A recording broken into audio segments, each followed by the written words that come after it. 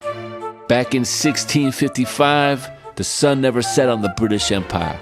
That year, the British Navy kicked the Spanish out of Jamaica and claimed a large Caribbean island in the name of the mother country.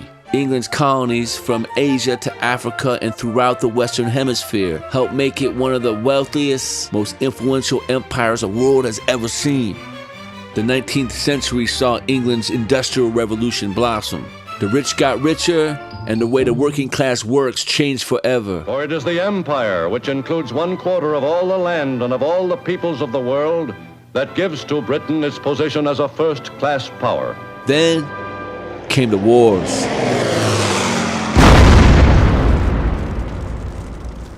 By the time World War II ended, England was badly bruised, looking to its far-flung colonial population to help rebuild.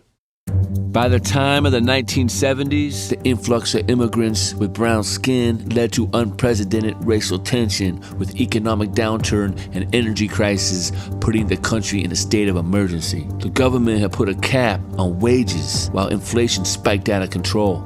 Workers went on strike. Power outages were the routine. Battle lines were being drawn along race and class like never before.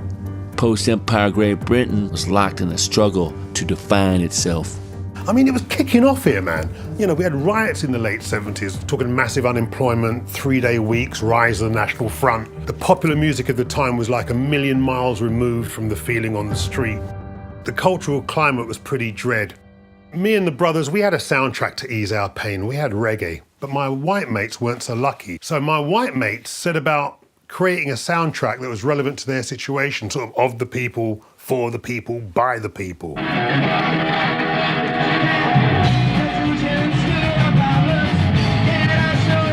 London was the centre of the punk rock universe. The Roxy turned out to be the very first live punk rock venue in the UK. It was so early in the whole punk rock scene that there weren't any UK punk records to play. What am I going to do? I'm going to play something I like, so I'm playing hardcore dub reggae. And this all really came out of the fact that all these white kids grew up with black people living next door. We weren't alien, we weren't exotic, we were their mates. So there was some serious cultural exchange going on. Man, when Two Tone broke, it hit big time. It had that magic combination of danceable music with style and attitude. But the art is being able to slip ideas in underneath all of that. I mean, you know, they're singing about unemployment, they're singing about racism, they're singing about teenage pregnancy. The bands are actually multiracial, and they signposted the way that UK culture was heading. That it was the people that got behind multiculturalism that would make England great again. And out of that came this whole two-tone movement. The Specials, they were the most politicised of all the bands. Ghost Town perfectly captured the atmosphere of the time and the mood of the country.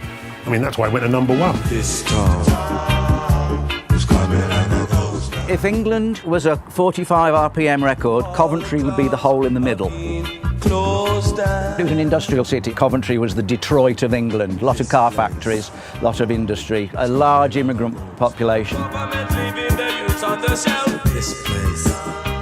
My roots are in Jamaica. My parents come from Jamaica. My father moved to Coventry because of work, to rebuild England after the last World War, you know? Just before I left Jamaica, the big song was like sort of ska, ska, ska. And it's dance like that, Jamaica, ska. Pick it up, you know, it's old, and as a little kid, you know? I got the music bug, you know? And it was through ska. Obviously, two-tone, black and white, it's a melting pot. You got the reggae ska side, you got the punk side, which was more aggressive, and you pull all those people together. It was a perfect marriage.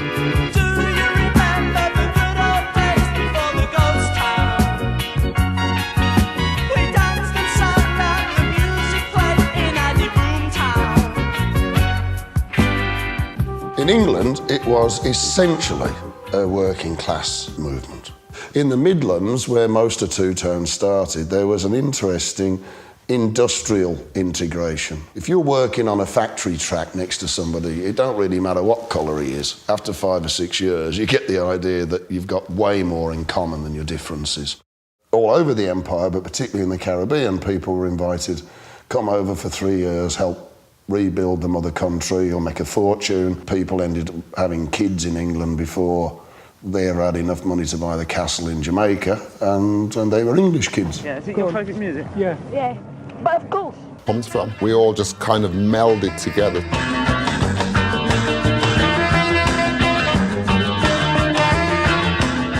There were not that many mixed race women that you would find either in the media, on television, on radio. People were very surprised, I think, to find black people and white people being in the same band and making music together, and that was the whole point. The Specials and Gangsters went top 10, and then they brought, I think it was Madness out next, and that went top 10. Then the Selector, that went top 10. And that's when we came along and opened up for the Selector. We were the 4th release on Two Tone. That went top 10. Within 9 months of the band forming, we were already on top of the pops. By the time we got to New York, it was as though we'd set up this mobile sociology class that just had music in the back to listen to while you discussed race relations. In order to be anything in the late 70s, early 80s, you had to actually be saying something.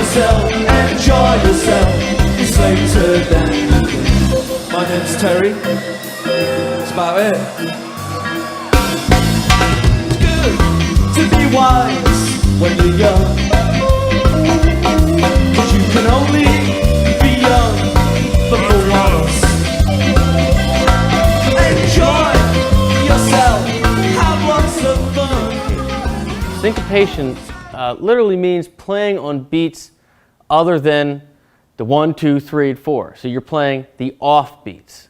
So eighth notes will be 1 and 2 and 3 and 4 and. So 8 of them will fit into a bar.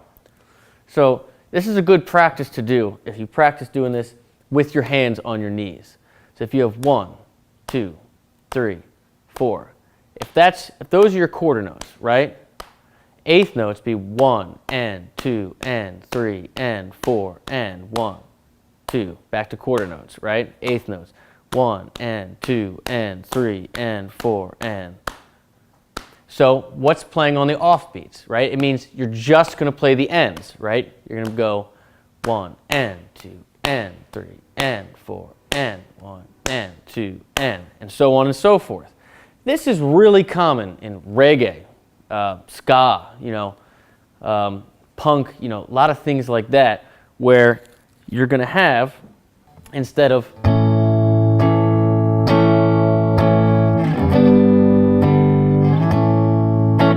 that typical straight rhythm, it's going to be the off beats,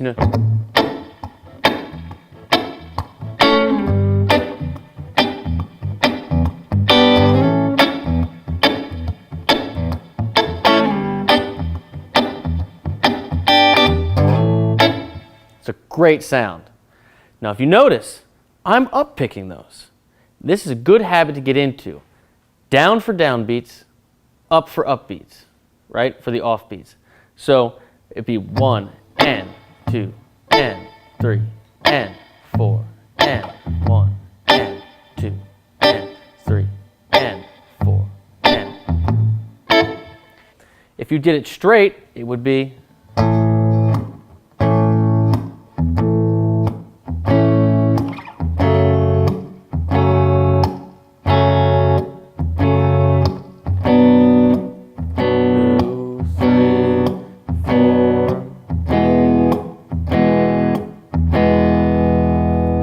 off beats, right? 1, 2, 3, and 4, and 1, 2.